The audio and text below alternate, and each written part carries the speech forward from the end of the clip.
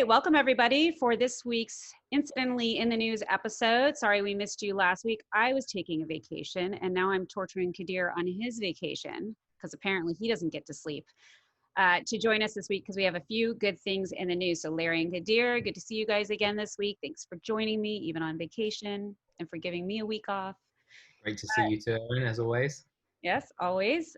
So we got a bunch of things to talk about today, but the first thing I wanted to talk about, because while I was on vacation, it's not business interruption, it's vacation interruption. I had a lot of vacation interruption due to a ransomware attack that was on a business called, I think it's called Consolidated Building Supply. I might have that name wrong. They're in Cary, North Carolina. They're a manufacturer of windows, doors, these types of things. And my husband happens to work for a windows installation company. Our best friend who was on the vacation with us happens to run a branch of a building supply organization. And they were on the phone nonstop because this company had been breached and had a ransomware attack against them where it shut down everything. Literally, they showed up one day and all the screens were black. Computers weren't working, they couldn't make deliveries, they couldn't make products, so on and so forth. So I just wanted to talk to you guys about it because, again, manufacturing, I think a lot of people think about privacy when they think about cyber attacks, and they don't think about, or they think about taking over robotic arms like we've talked about, medical equipment, cars, but they don't think as often about, oh, it can just shut down my business. So what say you? What kind of advice do you have for people?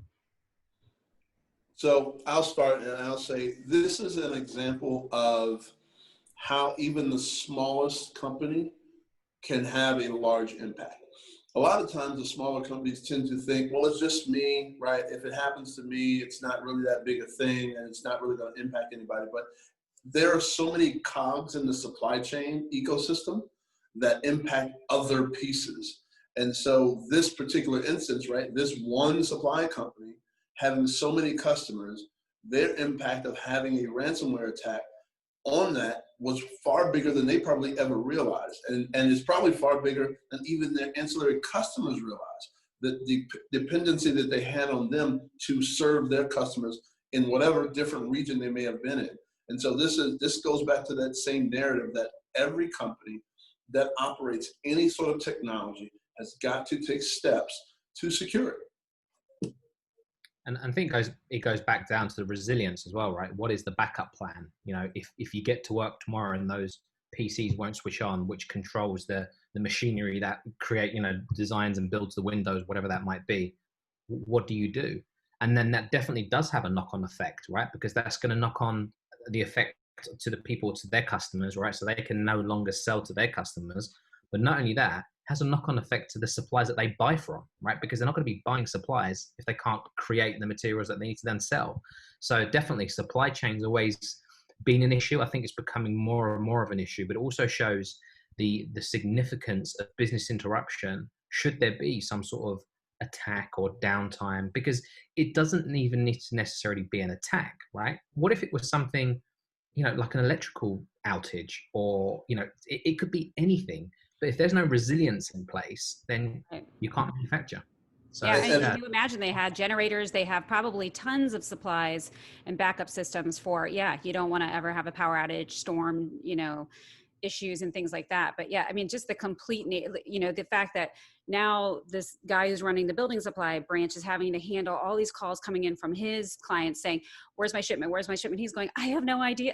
I'm calling these guys. They have no idea. There's no paper trail. There's no nothing. They're relied completely on, technology to give them all of their business information. So, well, and it's interesting, right? Because we in the cyber field have said for a long time, you're measured by your ability to respond. Right? An incident's going to happen, but you're measured by your ability to respond. And in small businesses, when they think about incidents, it's typically power. It's typically things that are outside of this. So in that, they've got generators. They've got all of those types of things to help bring them back online and sustain them. But these types of incidents have been out of their purview because they think that it's not something that they need to be concerned about because I'm too small. Oh, I'm just, I'm only at 10 people, right? We're only $1 million company. Why would it impact us? Why would somebody go after us? And so we're seeing more and more examples of why it's important for you to think about this, why your resiliency, as Kadir said, needs to fall into the cyber realm, right, of your technology system. How do you back up data? How do you recover these systems? How do you do all of those different types of things? Because it's going to happen. At some point, it's no longer an if, it's now a when pretty much for every company that exists today. Right. And I know, and this company, I don't think is actually a very small company. I think it's a huge buildings company, but it goes to show that, like, you know, you're attractive if you have anything that can shut down, that can then turn over a payment for getting it back online, right? It's not just, you know, you can interrupt cars and create, or the air traffic control and things like that. It's if you have a bank account and you have something that if I stop it, I can get into your bank account as a result of it, you're at risk. So I think it's a good thing for us to make sure everyone's really understanding that level of risk and that level of concern. The next thing that we had on our list was the New Zealand Stock Exchange. So this was kind of interesting. Again, for me, the resident led, as always, just trying to learn all my cybersecurity language. But again, I think of data privacy issues. I think of, now I even think about hacking machinery, things like this. But they went down by a DDoS attack, which I'll let you guys explain the acronym for it, where their system was completely shut down. No more stock exchange for New Zealand for a day. Can you guys talk a little bit about what DDoS is, and tell the group a little bit, you know, how old this technology is and how frightening that it's still an actual problem for a lot of people? Yeah, sure. So, yeah, Larry and I were just talking about this earlier, actually, and we were talking about like the kind of the fundamentals behind DDoS and the fact that it's actually been around for quite a few years now. And to be honest, it's tailed off because there's so many technologies now, even free technologies that people can implement behind their kind of personal websites that stop this from happening. But effectively, what a DDoS attack is, it's a distributed denial of service style attack, right? And what it effectively is, for those who don't know, it's where you're flooding something. So for example, if you have a website and you have 1 million requests going to your website every second, then your web server is not going to be able to keep up with those requests. So what happens is it shuts down. It just can't keep up. So now imagine this either on a bigger scale. And the reason why it's distributed, because they're often known as botnets. So it's not just a single machine making a single request. You'll have hundreds of thousands of machines across the whole globe that are working together to put these requests forward. So now we talk about, you know, what does that mean? Well, if you're looking at something like a stock exchange, right? So again, they rely on technologies, they rely on computers. They will be using some sort of web applications or whatever that might be, public facing. So if they can't access that, well, then they're shut down. So, and there are technologies out there, like I said, and you know, Cloudflare, for example. Cloudflare is one of them. Cloudflare is really designed for kind of more the small, medium enterprise level, I'd say. So for those who are out there, you know, worried about what this could actually mean, I would definitely recommend go onto Cloudflare's website. You can register your site on there. You need to make some changes, and it puts you behind their DDoS protection. And what that does is it stops that flooding from occurring. So they detect the floods, they distribute that out. So they just basically disperse that flood so that your business can continue as normal. But sorry, I kind of went on a bit of a sidestep there. But Larry, yeah, why don't you talk a bit about DDoS as well? No, I mean, you know, it's decades old, right? It started, you know, denial of service was one of the first things we saw, you know, a number of decades ago. And then it became this distributed denial of service as these botnets started being formed because people are downloading, you know, weird software, allowing attackers to basically remotely use their computers to be part of these bot networks. So it is surprising, though, that a stock exchange, right, an organization of that size and revenue didn't have some sort of technology in place that is so common today, whether it's Cloudflare, whether it's Akamai, whatever tool and service it is, because even most of the ISPs now have it as an offering, right, that you can purchase as part of your subscription for your data and your bandwidth. So it's very, very surprising that they didn't have that in place. Well, it goes to something that you and I talked to, or the three of us were talking about before we got online, and sort of to our last topic that we wanted to review is the CISO title. I believe you said it was not Chief Information Security Officer, it's Chief Information Scapegoat Officer. And to your point of how can an organization like a stock exchange have missed that type of protection? One, you know, call us, we can give you some hints, we can help you with your security posture. But two, it leads us right into, as a lovely segue, as I'm going to make it, into the Uber story. So we've just heard that the former chief security officer of Uber, not just, about 2 days old news, he has been charged criminally in their breach that happened a few years ago. He's now chief security officer for a new firm. And this one, at least for me, and you all elucidated this, so if you can, for the audience now, elucidate this for them.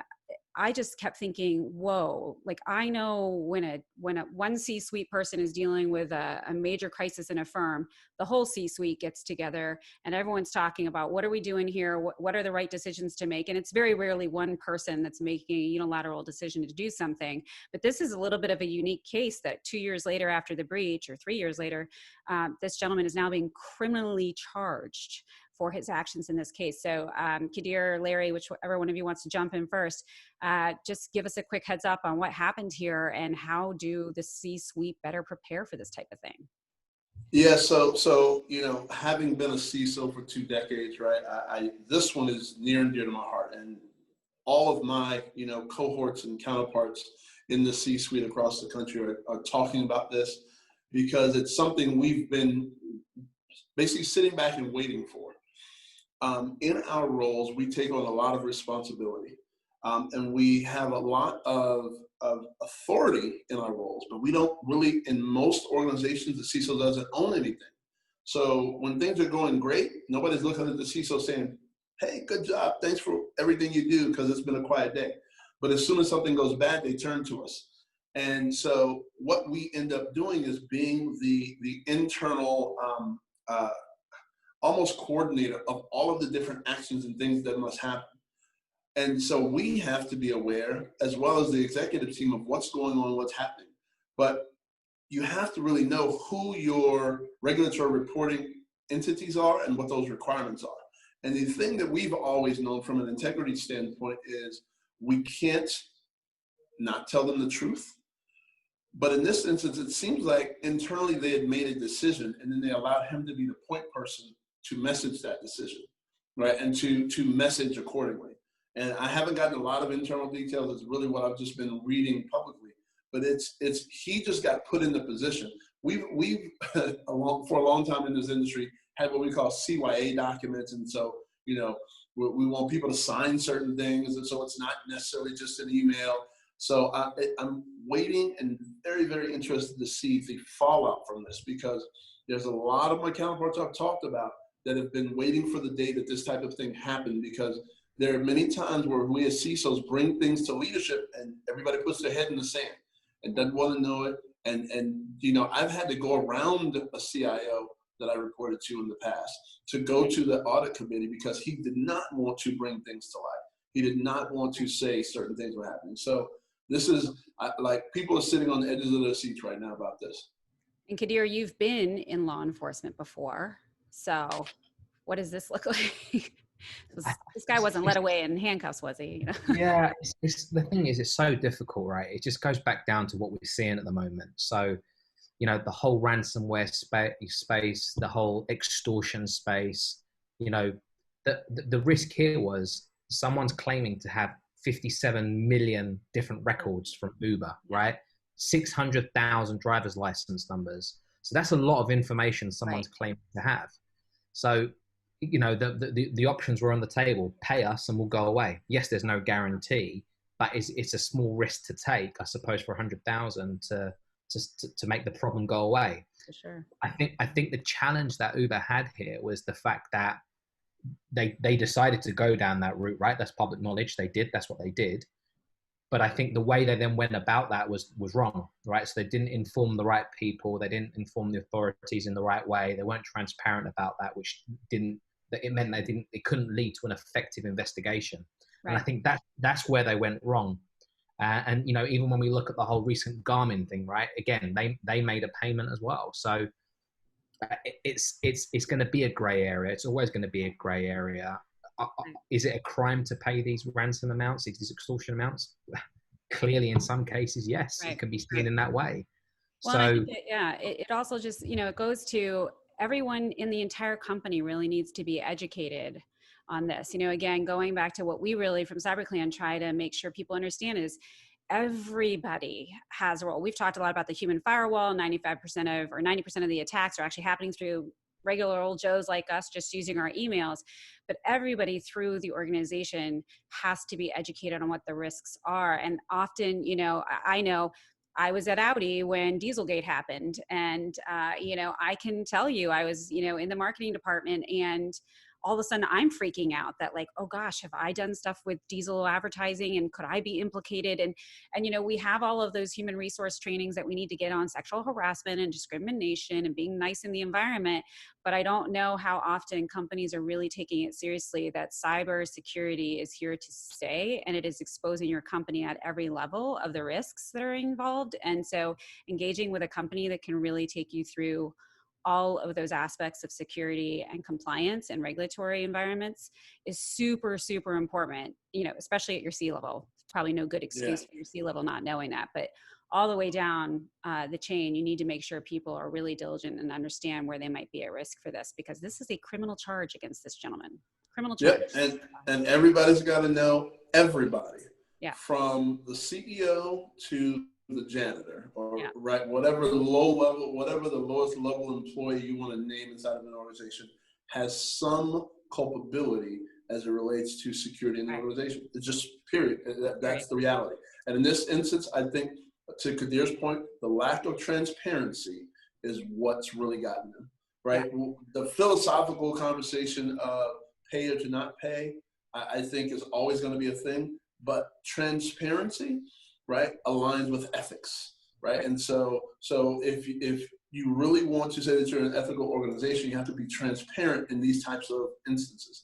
And not being transparent leads to questioning the ethics. And I think that's what sort of got them in this trouble. But I think he, again, Chief Information Scapegoat Officer, we'll see how this ends up falling out, because I do not anticipate that he is going to end up really taking the rap for this. Right.